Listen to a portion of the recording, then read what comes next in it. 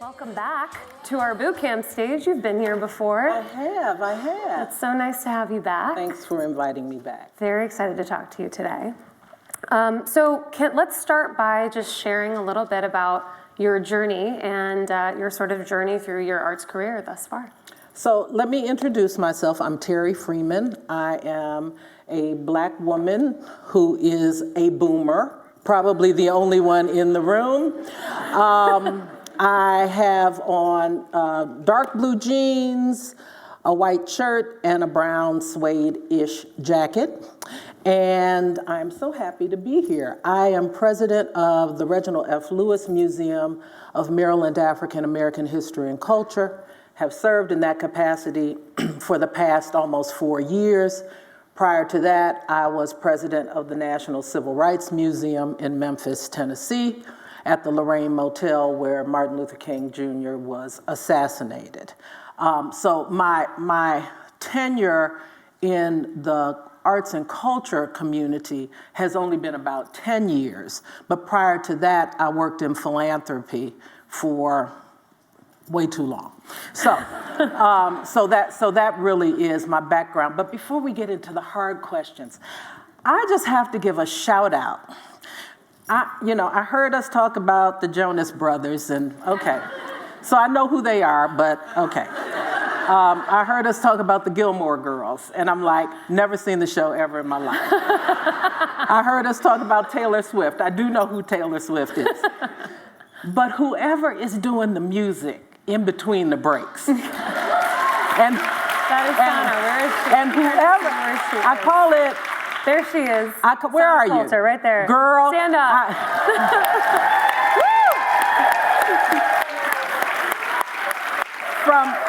From the one boomer in the room, thank you for the old Black people music. I appreciate it. And Frankie Beverly just did me proud just on that last break, so thank you very much. That was amazing. Okay, I don't really know how to transition from that to this conversation, but I'm going to try. Okay, so you have spent time over the past nearly 30 decades in these... No, 30 years. Sorry, 30 decades. I'm old. My God. I'm old, but not quite. 30 years. Can you imagine? 30 decades. 30 years. See, you need that for this last session. That's what you need that. 30 decades, wow. Okay, so 30 years, and you have led through many crises during that time. We actually have a slide to illustrate some of the things that have happened over the past 30 years. And of course, these are more societal things that were happening, but there were also things happening in your personal life that you were managing. So I'm just curious, one, how does it feel to look at the volume that you see on that screen? Yeah, so it's, it really is daunting to look at this. And I mean, I know a bunch of you all don't even know that 1992 existed, but it did. But when I look at the breadth of unfortunate instances that have occurred in our country and trying to lead at the same time as these things were happening and trying to maintain my own personal sanity and mental health while trying to help other people do the job that they needed to do, it is daunting. At the same time, unfortunately, I know what we see at 2020 won't be the last thing that we have to manage through. And so we have to be able to move forward through really difficult times and help our communities move through that because they depend on the work that we do as outlets in many ways. So we have to deal with how we're dealing with it, and then we have to help other people try to deal with it. Yeah. And for you, on top of these things, speaking about just their own personal crises, that kind of layered on top of that, and what that did to what was also happening around in the world. Yeah. So this spans quite some time, but in particular, 2020 was a tough year for all of us, right? Everybody had a difficult time in 2020, and for me it was particularly difficult. I was in a bad car accident at the beginning of 2020 that prevented me from walking for 12 weeks, and it happened in January, so 12 weeks after January 15th was March 15th. I went back to work, closed the museum down in a couple of days after I got back to work, and started doing the whole remote thing. My mother got ill. She ended up passing in the August of that year. And at that point, I decided that it was important to make a transition back to, at that time I was in Memphis, make the transition back to Maryland because my husband was in 2 locations. He was in Maryland and he was in Memphis, but he spent more time in Maryland. So I decided to go back, and I was blessed enough to get the position at the Reginald F. Lewis Museum. But unfortunately, a year after being in that role, my husband passed suddenly and unexpectedly. So in 18 months, I had some really significant loss. And I'm an only child, so losing my mom and then losing my husband. My mom was expected, she had lung cancer. My husband actually died from COVID, but it was a blood clot that took him, so we did not expect that. And it was tough. But interestingly, for me, my work became what helped me move past that grief and to just continue to contribute. And of course, there were all these other things that were happening in 2020. The George Floyd and the Breonna Taylor and all of these other things that were going on. And I was working at an organization that was seen as the moral compass for the country in a lot of ways at the National Civil Rights Museum. King was killed there. So he was what was represented by that space. So even though I could only walk on one leg, after the George Floyd situation occurred, I had to make my way back down to the courtyard there because I knew that the community would be coming to that space, looking for some peace, looking for some solution, asking frankly the ancestors to help make some sense out of what was going on in our country at that time. So there were these 2 things that were going on, the personal and the professional, but I think that that's what leaders do. That's what you do. You work through it. And I know we'll talk about how important it is for leaders to maintain their self-care, because we can push through it and we can kill ourselves in the process. So we have to make sure that we're taking care of ourselves at the same time. Yeah, yeah. You know, one thing I really admire about your leadership and just conversations we've had and our work together on the board, you always have this, your why is always so clear. Your sense of purpose is always really clear. And so I'm curious, when I say something like purpose-driven leadership to you, what does that actually mean to you? For me, purpose-driven leadership is bigger than the mission of the organization. It is, what can I do with that mission that is beneficial to the masses, right? Because ultimately, all of our organizations, institutions, rely on the community. We have to do this for the community. We're not just doing it for the benefit of the organization, just generally. So for me, it's always about, okay, what is the broader need that this organization can bring to the community that in meeting their needs will support my organization? Yeah. So it's always, for me, bigger. There may be things that could be lucrative for the institution, but they may not be beneficial to the community. Yeah. And so I am always looking at how I can make sure that what we are presenting to the community is beneficial. So can I give an example? Yes. Next week, we're opening an exhibit on the lynching history of the state of Maryland. And that's tough history, but there's no way you can make it not tough. I mean, you can talk about lynching and have flowers and bunnies running around, right? And as an African-American museum, I have to be very careful to not traumatize a community that has already lived through a lot of trauma. And I have to also make everyone aware that those who were at the bottom of the tree were actually having kind of a party-like atmosphere, and often were allowed to do that because of the legal system that was in place. So to be able to balance all those messages, not make certain people feel bad, but they need to be aware, and then not re-traumatize folks who frankly are still often lynched in their communities, but make sure I'm getting this information and this history out to them is a real balancing act. And I do think that we've done that in this exhibit, so I'll be interested in hearing how people respond to it. But that's what I mean. I could have just put up there lots of pictures of, I've been to museums that actually have a noose at the ceiling and things like that. That's not helpful to me for anyone. I think it's more about explaining what this is and how this happened. And so I want to make sure that the purpose is around what I can do for the community. Yeah. I'm curious, so you said that exhibition has already opened? No, it opens next week. Okay, and some other things are happening a couple weeks from now. Everything's happening. It's been the busiest season ever, but unfortunately we're hosting a watch party for election night. You are doing that. And when we last talked, it wasn't confirmed. Well, it hasn't been confirmed whether or not I will be there. Okay.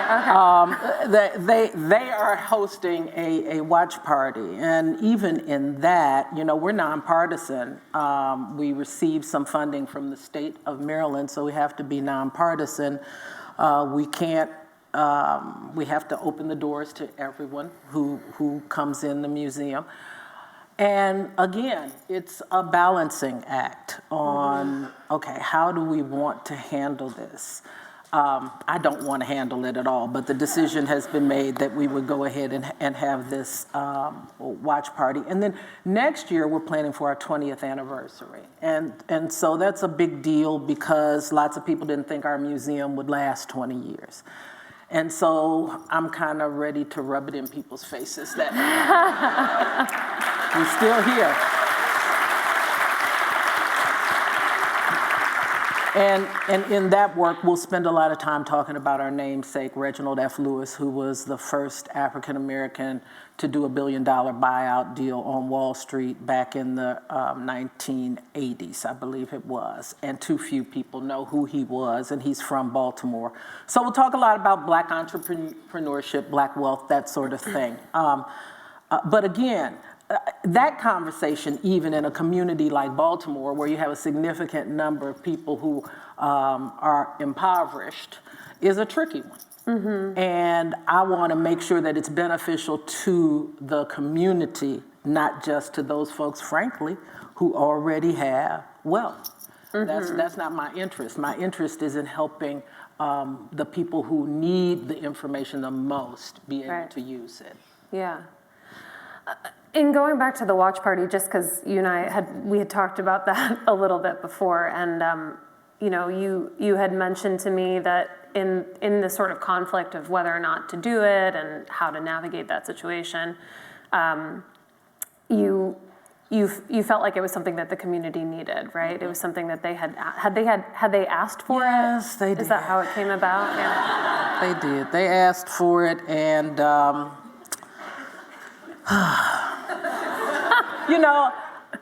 it's just so fraught. That evening will be so fraught. And but they asked for it, and I understand that there are people who need to be around other people in that instance. But then I know that there are people like me who need to be able to back off of people. And so what I've said to the staff is we'll have the necessary bodies in place to be able to make sure that we can do what we need to do. But those people who really don't feel like they can do it, let's pull back. It reminds me of when I was working through 9/11 in Washington, D.C., of course, the Pentagon was hit, and so we created this huge fund. I was at the Community Foundation, then leading the Community Foundation.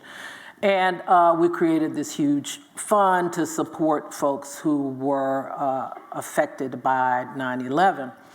And we were getting in all these contributions from all over the country, envelopes. And then there was this thing, and I don't know how many people in the audience remember this, but there was this anthrax scare that happened in Washington, D.C., right?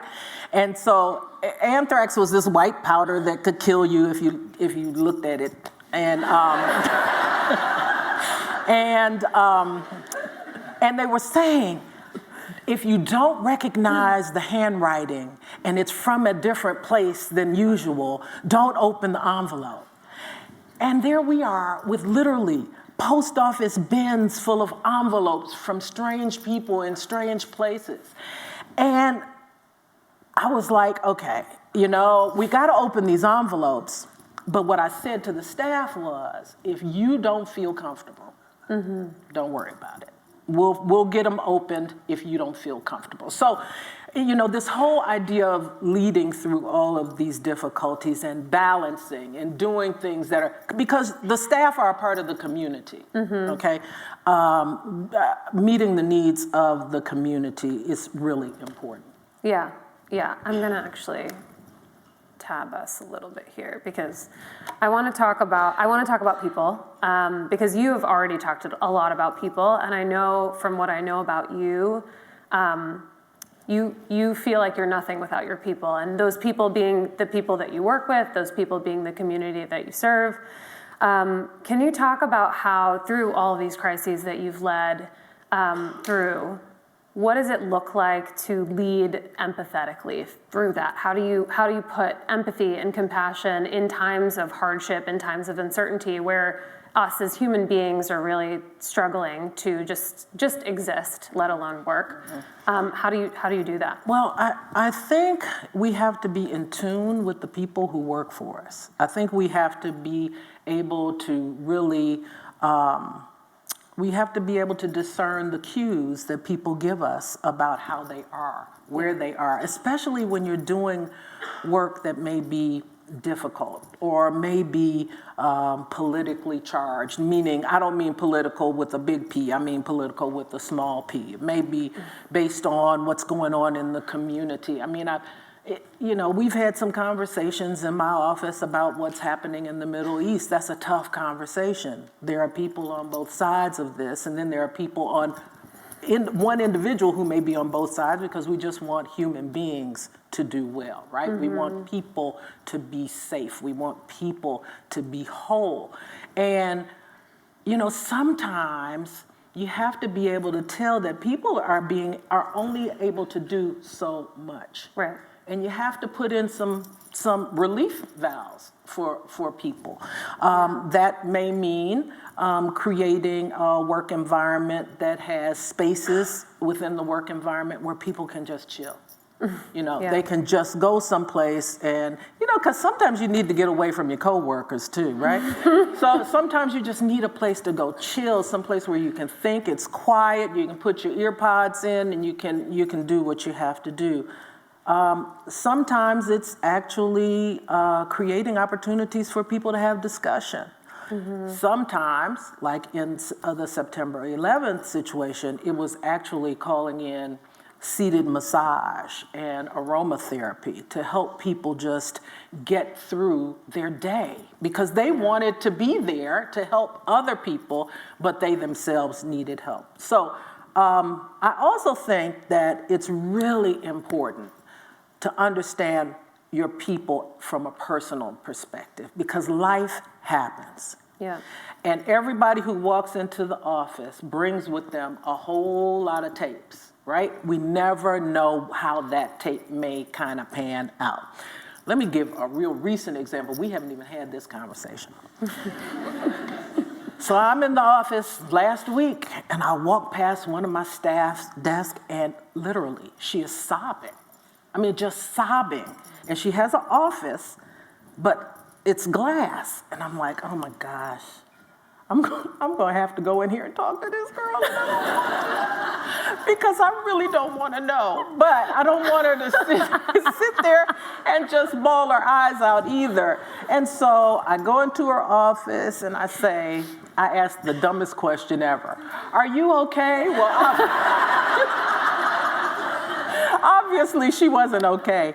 And she's like, no, I said, I tell you what, I don't really want you to tell me what's going on, but I can tell you need to do something different. If you need to go home, go home. And she said, I don't want to go home because I feel better being around people. And I'm thinking, okay, but you can't be here with this glass door sobbing, because that is really not a good look. So we figured out how to put some things in front of the door, and she wanted to stay in her office space, and she just wanted people to understand that she was going through a rough patch. And I said, we will respect where you are. If you want people to stay away from your door, we'll make sure that that's the situation. But don't feel like you have to be here in this state. You can leave. Well, for her, it was better to be around people. But that's an example of, you know, just the fact that people have things that, and it was a personal situation, people have things that are going on in their lives, and they come to work and they try to work through it, and not all the time can they work through it. Yeah. I would rather it come out that way than to have it come out in a way where people just aren't doing the work that we need them to do. Yeah, yeah. What about, so we're talking in this situation, we're talking about supporting the team that you're leading. I'm curious, what about in a managing up situation, board dynamics, which I think is fun for you and I to talk about, but and in these moments of uncertainty, what does it look like or can you talk about maybe times that you've had disagreements, or you've had to advocate perhaps on behalf of your people, the people that you're supporting, the people that you have a day-to-day pulse on, that you know what their needs are, but perhaps in moments of uncertainty or crisis, you're having a disagreement with the board on what you need to do. Sure. Can you talk a little bit about that? Well, any of you that have boards know that they see the organization differently, because they come in 4 times a year or so. And in those 4 times a year, sometimes we're explaining things over that we've already talked about, because they're just popping back in. But their perspective on how things maybe should be flowing during particular times of difficult leadership opportunities, or even from the perspective of kind of staff development, can often be different, because they're not seeing it from the everyday operational perspective. And as the person who is in charge of the office, it is my role to advocate for my staff and help the board understand why what they may be suggesting as the solution. You know, sometimes the solution for them in a difficult kind of employee-employer situation is simple. Just get rid of them. Well, it's never that simple. It's never that simple. And it is really important, and I try to help my board gently see this, that boards govern, staffs operate. And when we start blurring the lines, you start to get really, really messed up office environment. So we have to make sure that the board is sensitized to what is going on in the office, why, and make sure they know what your plan is on how you're going to handle that situation. I have been, again, for the most part, lucky in having boards that have allowed me to be the chief operator, and they have been focused on governance. But every now and again, they overstep their bounds, and I have to make sure that they understand that's not your role, respectfully. That's not your role. That is my role to handle, and I'll make sure that whatever the problem is, as best as I can, is there's a solution to the problem. I get it. They are very focused on those high level things, and that's where they should be. But when they start saying, well, I think you should, and it's an operational issue, that's where I have to push the pause button, and I'm very comfortable doing that. Yeah, are there times where you've been in a board conversation and that perspective has actually changed your stance or your position or your decision? I think it's made me look at things differently. Yeah. I don't know that it fully changes my stance, but it may say to me, okay, maybe I need to move more quickly on this situation, because what they're presenting to me is giving me a couple of more parameters around the what ifs types of situation, right? That I may not be looking at because I'm so close to the situation. So just as them popping in can be negative, it also can have some positive attributes because they can pull in from their experiences. But definitely, there have been things that I wish that maybe I had acted on sooner. Yeah.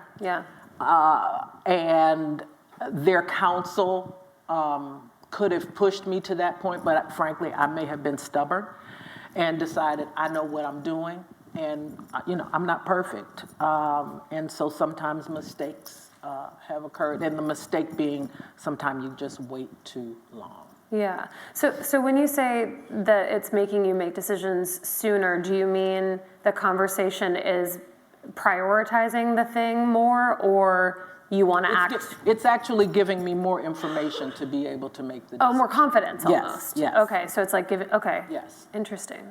Okay. Yeah. That's great. So decision making is never black and white, certainly not in uncertain times. Yep. And I think a lot of leadership is about getting comfortable in the gray. Can you talk a little bit about your own journey and getting comfortable in the gray? Yeah, I think, as much as we want things to be a certain way, as much as we take the time to plan and figure out, okay, this is the direction we're going. Absolutely, we're going this direction until you can't. And then you have to figure out, how am I going to move forward around whatever this potential obstacle is in my path? I don't usually like to use the term nimble when it comes to organizations like ours, because we typically are not nimble. We're like a ship. A cruise ship, trying to turn it can be really difficult. But you might not have a lot of time to maneuver, so you have to at least be flexible and figure out, okay, what are the other options that I may have, and how can I make sure that what I need to do is I'm able to do. So I can give you an example from when I was at the National Civil Rights Museum. We had a situation, and I'm trying to think, I want to say that this was probably 2015 or 2016, and I can't remember, unfortunately, and this is really sad, I can't remember which black man it was that died. But we ended up having this die-in, that's what it was called, in the courtyard, where people came to the courtyard and they got down on the ground and pretended. Actually, I can't breathe. It was here, Eric Garner, thank you very much. It was here in New York, and so we did the die-in. And I'll have to say, my board wasn't real thrilled about it. They felt it was far too political. And my response to them was, but it's what the community needed to happen. We needed to be able to do that. And what, frankly, would people think about the National Civil Rights Museum if we didn't do that, have that type of action? I will say, over the course of my tenure there, I pushed the envelope quite a bit when it came to things like that, and was not always in line with the board, but they let me stay there for 6 years. So I guess because it was bringing people to the museum, right? It was bringing people into the museum. So that was one of those circumstances where It was black and white to me, but it wasn't black and white to the organization. They didn't see it as black and white. And, you know, there is this saying, you don't always want to ask permission. You sometimes want to ask forgiveness. And this was one of those situations where I felt it was really important for me to move forward. And then I could ask forgiveness, and I'll fall on the sword however I need to fall on the sword, but it was the right thing for the community. Yeah, that's one of the best pieces of advice I've ever gotten from you, which is just the community will give you the answer. Even when decisions aren't black and white, the community gives you the answer. And I feel like you have told me many stories of times where the community gave you a sense of intuition or helped you follow your gut or gave you the path forward. Do you want to share some of those stories? Well, I'll tell you, there was a situation that I ran into while I was at, and this is a picture actually of an exhibit that we did in Baltimore that focused on the fact that black people had to get health care from black people because white people would not give us health care. And that they set up in West Baltimore black professionals in healthcare that were really taking care of the community. But when I was at the National Civil Rights Museum, there was an instance when, you know, I would walk around that museum. Has anybody been to that museum? National Civil Rights Museum. Okay, so you know that each room kind of talks about a campaign during the 50s, 60s civil rights movement, and there are lots of images about a nonviolent movement that actually was very violent. It was very violent because there was violence that was affected on the people who were trying to be nonviolent.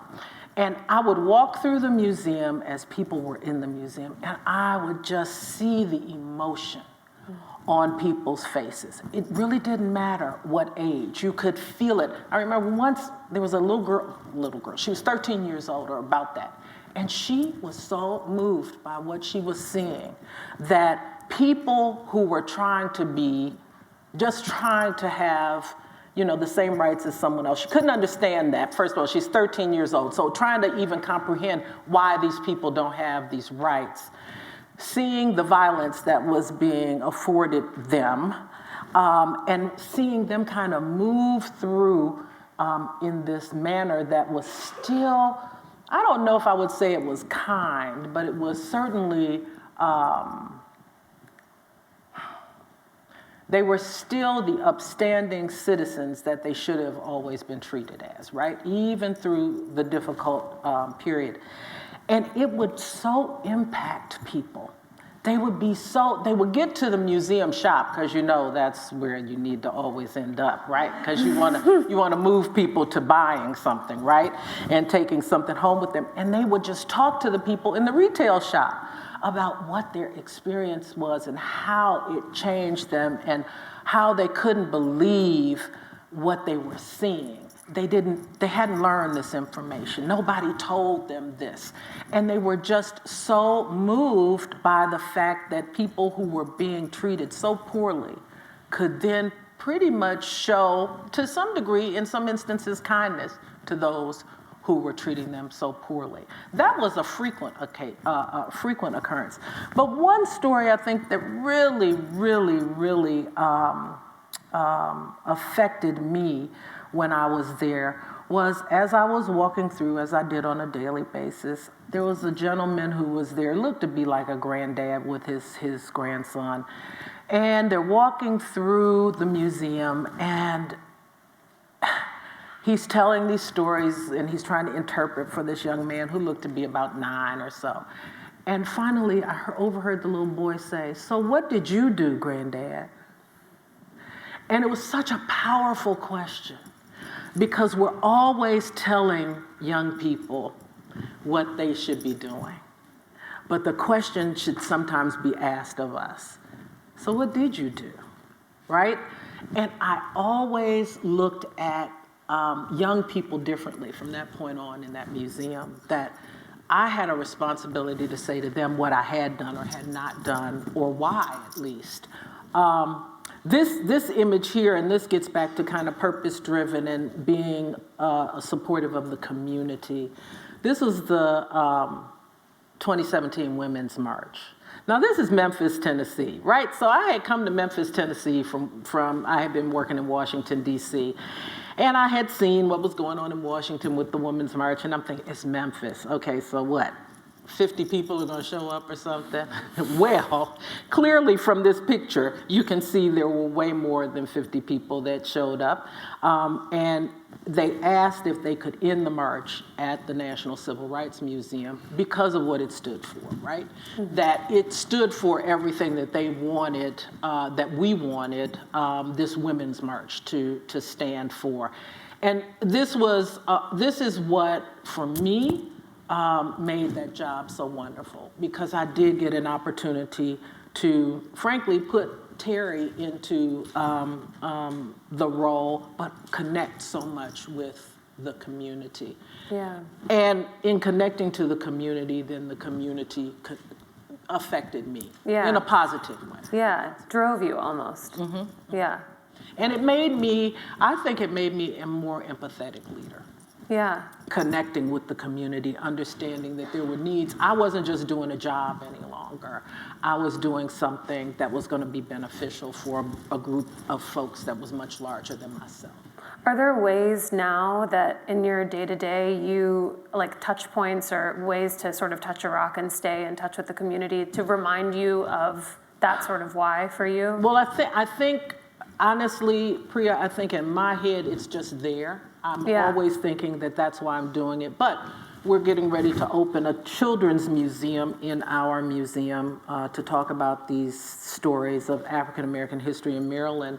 And before we do that, we're going to go to the community and ask them what they want. Because we may be thinking, oh, we'll just put some stuff in there that, will, I don't mean this in a pejorative way, but dumb down the story to a child's level.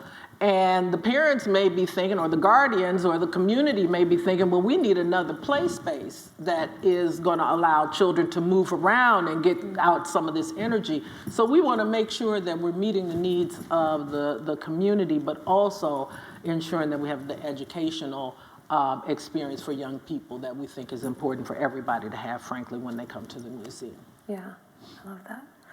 I want to start to turn inwards a little bit, but I'll use community as our sort of bridge. Can you talk about your personal community, the community that you surround yourself in your personal life, and what that does for your inspiration? I think, again, I am at a point in my career that is different than many people who are in this room, but my touch points have always been my family. There they are. I have 3 adult daughters.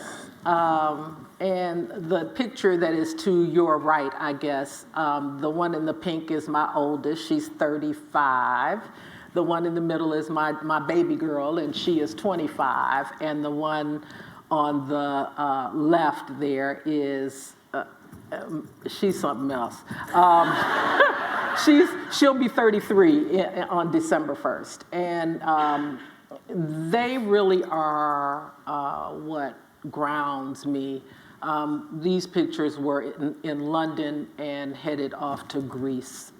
We did this the year my husband, their dad, passed so suddenly. We needed to do something for ourselves. And they helped me get through that difficult time. They are truly my rock. And if anybody asks me, so what have you done? What is the thing that you are most proud of? It's these 3 girls. That I have created 3 women who are not afraid of anything, anybody, have very strong views, and let people know what those views are, but in a way that people respect the way that they are presenting themselves. So for me, it is all about my family and being able to have, that's my anchor. They ground me. Yeah. I love hearing you talk about your daughters. You glow in a different way when you talk about them. It's really special. Okay, so let's talk about care for yourself, self-care.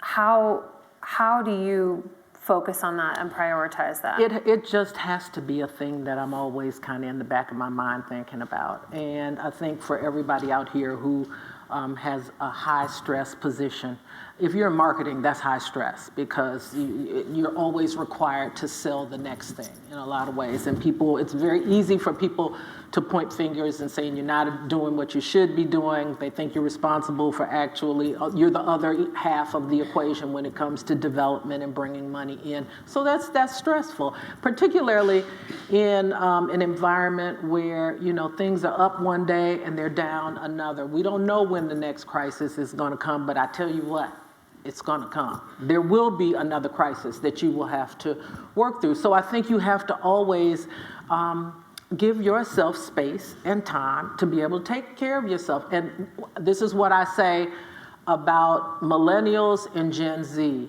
You all know how to say, okay, enough. I need a break.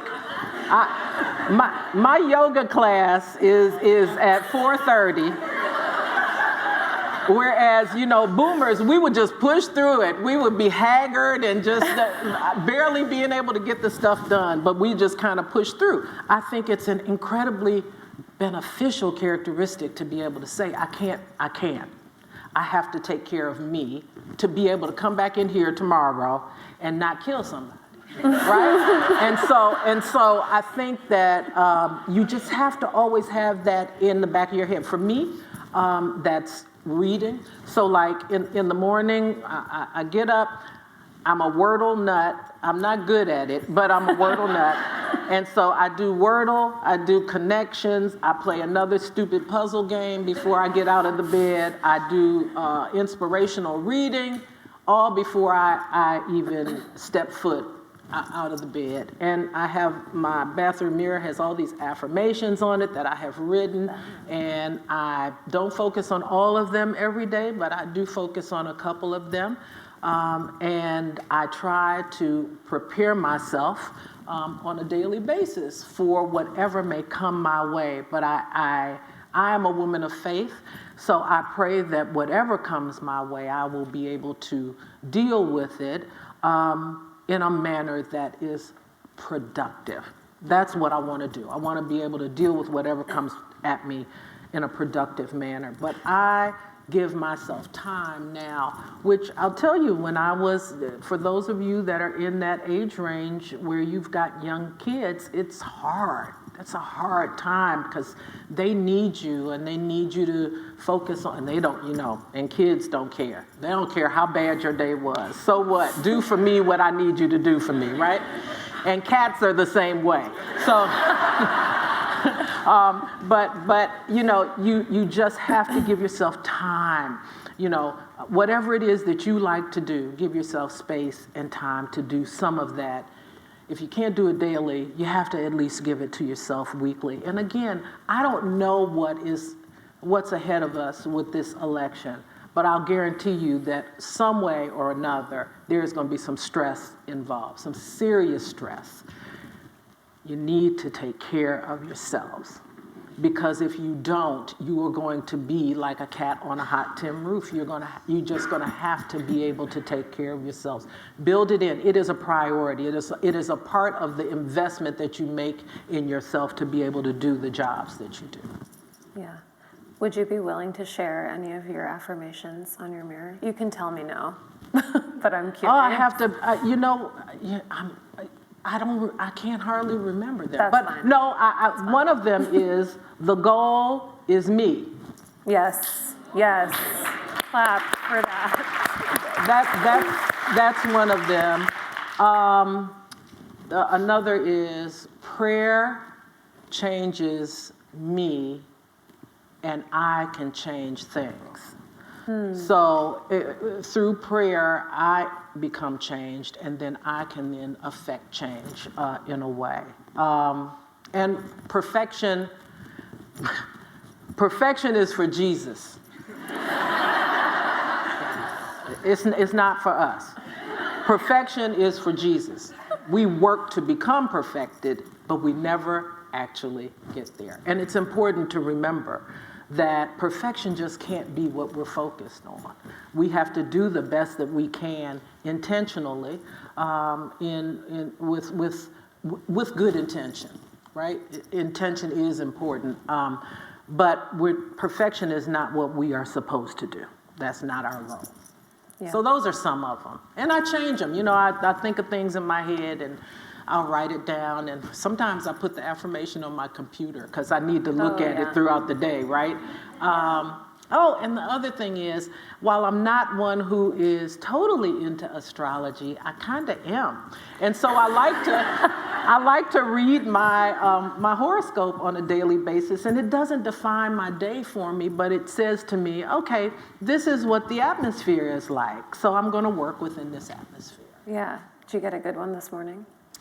Yeah, it's all about creativity and productivity and being able to affect things through writing in particular. So we'll see what that means for me. Oh, yeah.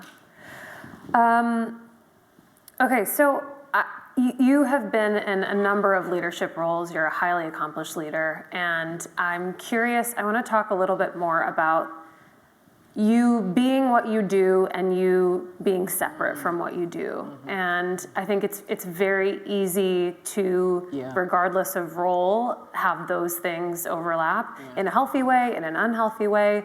So can you talk a little bit about how what you do intertwines with who you are? Can you talk about times where you've had to really pull those things apart and keep them separate?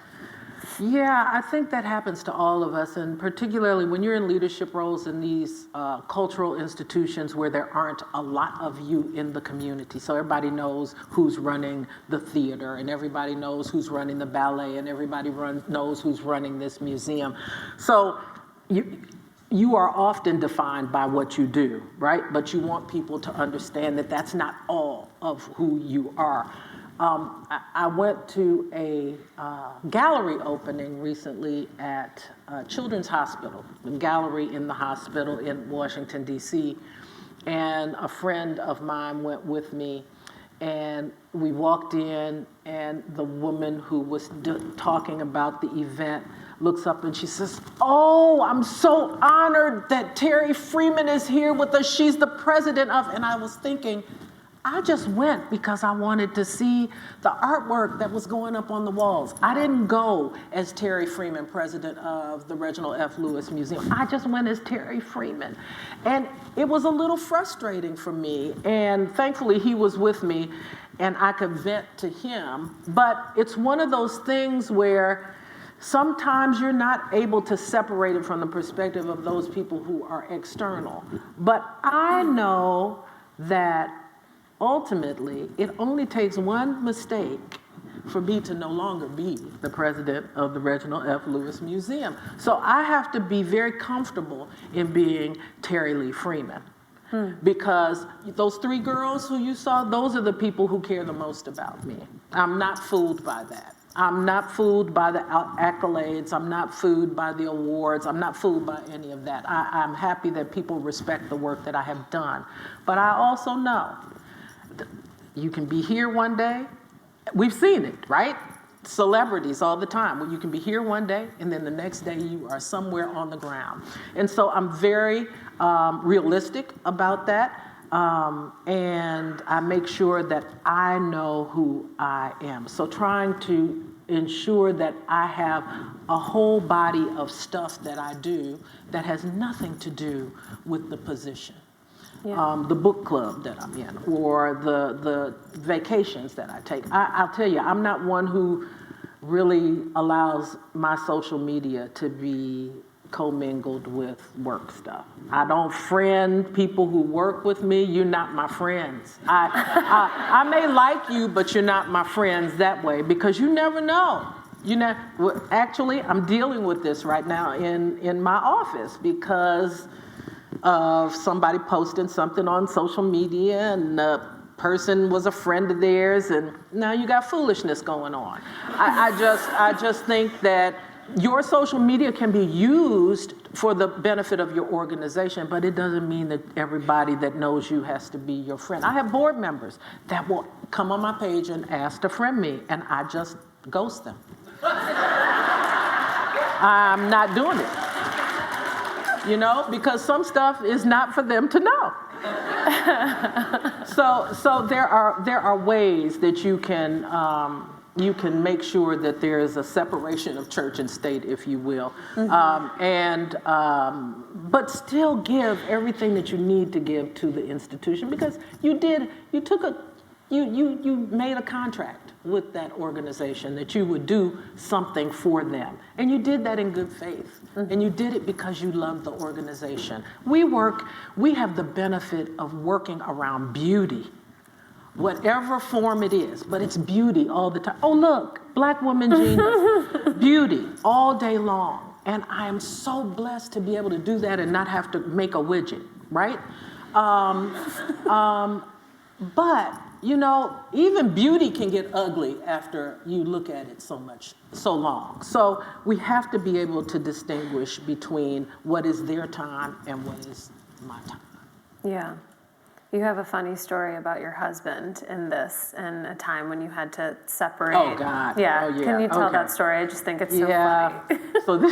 So that's my late husband. Actually, that's the last picture we took. It was about a week before he passed. Wow. And he was handsome, wasn't he? And one day I came home from work and I'm in a tizzy and I'm going about telling people what they need to do and do this and go over here and why isn't this done? And he looked at me and he said, "You are not the president of this house." And I was like, okay, all right, I hear you. And it wasn't, he wasn't trying to, he wasn't being negative, but what he was trying to say was, this is not where you tell people what to do, right, left, pointing here, do this, do that. This is where we work together. We're a family. And, you know, you can sometimes, the commute home isn't long enough for you to separate from some of what has happened in the office. And so, yes, that was one of the things that he told me. You make sure that you understand that here we operate differently than you do in the office place. Yeah. Do you find it hard to leave work at work in your role? Oh, God, yes. Yeah. Yeah, you know, and I have a rule. The rule is you do not get on email before you go to sleep, right? And the other week I did it. And I couldn't sleep because I was like, oh my God, really? I have to deal with this when I get in the office the next day? So, note to self, when you have a rule, go by the rules. Play by the rules of the game. And the rules of the game are, you don't do that late at night because you need to be able to separate from that space and rest. And when your mind is racing about all the stuff that you have to do, you just can't do that. So, yeah, it's really important for us to take. My husband was he was a pastor. And he used to say this often to our congregation. He would say, you need to take care of your health. He said, because God will forgive your sins, but your body won't. That's deep. I wouldn't tell him that, but that's deep. Think about that. Yeah, okay, so for eternity, you'll be okay. But you might not make it till next week if you don't take care of yourself. And so it is that the mental health piece of this, the physical health piece of this. I work predominantly in community with African American people who are more susceptible, let me put it that way, are more susceptible to negative health outcomes for a variety of environmental reasons. And I want my people to be healthy and strong. And so I use the platform of the museum to be able to do that by not just giving them exhibits, but you saw that Blacks and White, we had a health fair. And so I had the health community come to the museum. We did testing, we had a mobile clinic, we did food as medicine, That's the sort of thing I mean when I say purpose-driven. I know that I have a role that is supposed to not just benefit me and the institution, but benefit the community that supports us. Yeah, yeah. Okay, so we've talked about resilience of leaders and resilience, finding resilience in ourselves. We've talked about the resilience of community and the power of community. So now I want us to end by talking a little bit about the resilience of our industry. And of course, you've seen so much, and you've seen the resilience that our industry has, and how has witnessing that given you the confidence to lead in the way that you do? Who would have ever predicted COVID? And that we would literally have to go dark, shut our doors. Where I was at the time in Memphis, they had never shut the doors of the National Civil Rights Museum except on the days they were closed. You know, who would have thought? And I remember saying to my treasurer, he said, I think you need to plan to be closed until July. And I'm like, absolutely not. Probably maybe until May, but not until July. Well, it was July 1st when we actually opened the doors again. We would have never been able to predict that. We could have never planned for that. But I will say this, in our doing everyday business, there was always the idea of we have to plan for the rainy day. And because we did that and did it well, we were able to continue to pay people for a month before we had to get the PPP and before we actually had to look at furloughing people. So it was kind of that forward thinking and planning for that rainy day, but never would have thought that that rainy day would have been what it was. My point is that we did open, we reopened, we're here. We're here. And in some instances, you all are here with packed houses, full audiences. You've got people coming in and out of your museums or zoos or whatever it is that you, look at this. We had lines for a colloquium that we did about fiber arts, the Black Woman Genius exhibit that we had. And the people were coming out. There was a point in time, you know, when it was just quiet and dead in the museum, but we have bounced back. We've done it so many times. We've come back. And like I said, many people didn't think that our museum would have lasted for 20 years. Well, we're here. And the same goes for your institutions. You know, some people probably thought we'll never be able to make it out of this COVID thing, and here you sit. And you've learned lessons that you can apply when the next crisis occurs, because as I've said, it's coming. My husband used to say, you're either going into a storm, in a storm, or just coming out of one. So you figure out where you are and know the direction that you're going to be going in. But it happens. It's a cycle. And the fact that we are just so resilient as a community, and you know what? The broader community depends on us to be resilient because they need what we do to help them bounce back. Beautifully said. Terri, thank you for your generosity and your kindness. Thank you for being here. Thank you.